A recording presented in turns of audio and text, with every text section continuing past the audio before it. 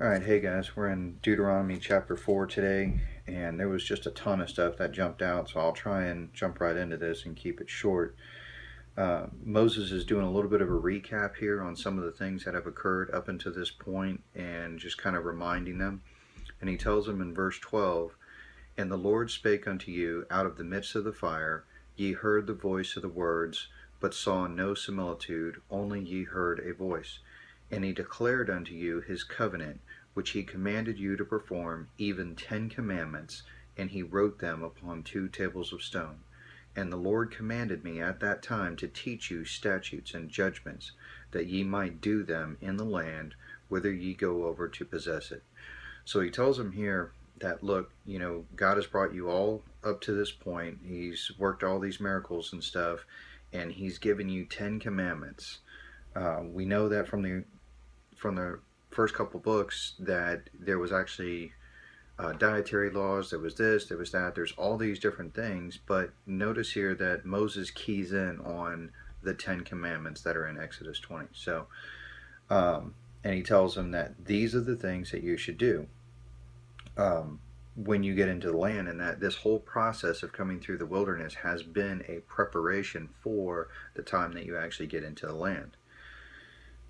So he tells them here, in verse 15, "Take ye therefore good heed unto yourselves, for ye saw no manner of similitude on the day that the Lord spake unto you in Horeb out of the midst of the fire." So he tells them, hey, remember some of the things that have occurred to you up until this point, because you've been brought through some judgments and stuff, and there's been people who have paid the price for it because of their disobedience. And he tells them in verse 16, "Lest ye corrupt yourselves and make you a graven image, the similitude of any figure, the likeness of male or female." A lot of people kind of miss out on the fact that the early church had they really had a sort of a struggle on images and things like that. The image that we have of Jesus today is obviously not accurate. It was something, I believe it was, I don't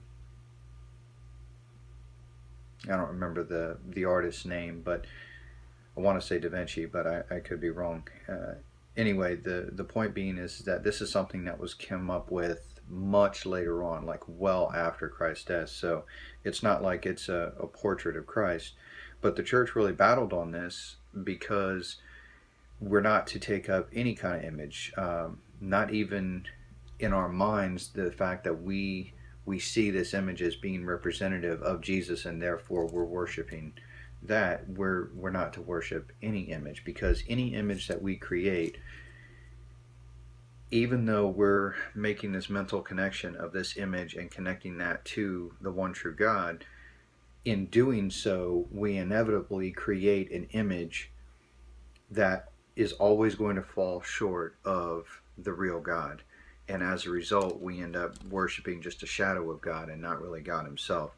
So this is something that the church really kind of split on in a lot of cases, about worshiping images and things like this. So he tells them basically, remember all the commandments, remember the judgments and things like that. Don't fall back on going back to your old ways. Remember when they first got the commandments, they had made this golden calf and they started worshiping it. So he tells them, don't go backwards and start doing that stuff again.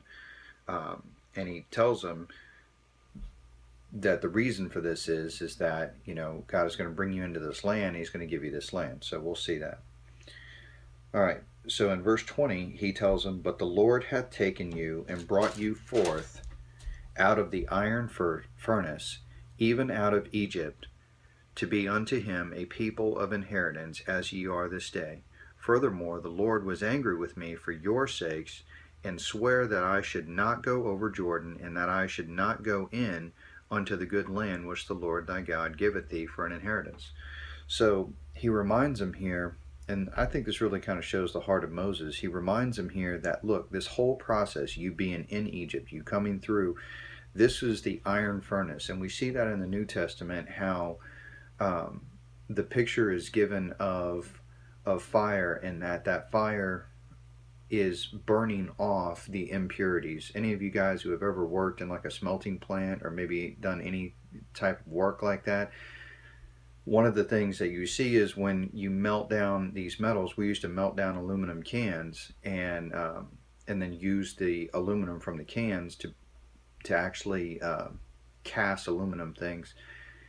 And one of the things that you see is that all the impurities, the ink and things like that were in the can, it actually starts rising to the top, and it separates from the metal. And basically what you do is you get in there and you skim off those impurities from the top, and what's left is pure aluminum. So that same process is a process that we're going through this day, and it's a process that the Israelites had been talked about going through in Egypt, and then again in their walk coming out of Egypt, that this was a purifying process, and purifying hurts. I mean, it was under a lot of pressure that God had exposed those who really had a heart for Him, and separated those from those who really didn't. So in verse 27 he says, "And the Lord shall scatter you among the nations, and ye shall be left few in number." So he tells them here in the verses between 21 and 27 that basically what's going to happen is if you don't keep my commandments, these are the things that are going to happen in verse 27. "And the Lord shall scatter you among the nations, and ye shall be left few in number among the heathen, whither the Lord shall lead you. And there ye shall serve gods and work of men's hands, wood and stone, which neither see, nor hear, nor eat, nor smell." So again, he tells them, look, if you're not going to keep my commandments, then you're going to be scattered into the nations, and you'll be reduced to number. And we saw that as the nation of Israel was actually scattered out many times, scattered out into Babylon, scattered out into just various different nations, all the way up until 1948 when the nation of Israel was reborn. So God actually he kept his word here and told them, if you don't keep my commandments, these are the things that are going to happen. But he also tells them that you're going to start serving the works of man's hands. Basically, you're going to start adopting the practices of these other people, and you're going to start worshiping idols. And then in verse 29, "But if from thence thou shalt seek the Lord thy God, thou shalt find him, if thou seek him with all thy heart and with all thy soul." So he tells them here, but it's not for loss, because if at any point you decide that you're going to return to God, that you want a relationship with God, and you seek him with all of your heart and with all of your soul, then you will find him. And that is something that is truly encouraging to me. "When thou art in tribulation, and all these things are come upon thee, even in the latter days, if thou turn to the Lord thy God, and shalt be obedient unto his voice, for the Lord thy God is a merciful God. He will not forsake thee, neither destroy thee, nor forget the covenant of thy fathers, which he sware unto them." So he goes on in the rest of the chapter and talks about all the great many things, and reminds them, look, these are all the things that God has done to you. Has he ever done anything like this? Has he ever brought a nation out unto himself? Has he ever brought them through the wilderness? Has he ever done all these miracles? And this is something that we can apply in our day-to-day lives as well, because our God gave his son. Has he ever done anything like that for anyone? The greatest thing that he could have done was to come down in the form of flesh and get on that cross himself and pay that price for our sins. And these are the things that we're to be drawn back to.